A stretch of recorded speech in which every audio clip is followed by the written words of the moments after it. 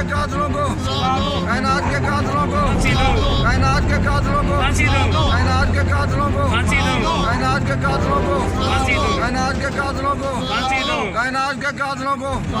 We want justice, we want justice, we want justice, we want justice, we want justice, we want justice। बच्चियां कहाँ पर गायब कर दी गई है? कायनात को यहाँ पर दुल्हन बनाकर रुखसत किया गया था। आज उसकी लाश जो इस यहाँ पर इसकी तस्वीर लगाई गई है, ये पंजाब हुकूमत की बर्बरियत की कहानी सुना रही है। काशाना में मेरे क्वार्टर को चलाकर हाक्सतर कर दिया गया। मुझे मेरे बच्चों समेत जिंदा चलाने की पंजाब हुकूमत की भयानक साजिश की गई। वो अब किसी से छुपी हुई नहीं है। ये आज अदारा हाली क्यों पड़ा है? इसके तरोतवार आज इन मस्जिदी बच्चों के साथ जिसी दरिंदगी की कहानियां सुना रहे हैं। कहाँ पर है ये इमरान खान जो नाम निहाद रियासत मदीना का खलीफा होने का दावा करता था?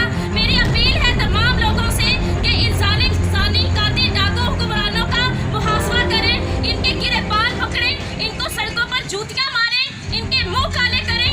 इन हुक्मरानों ने तो यतीम बच्चियों को ही नहीं छोड़ा,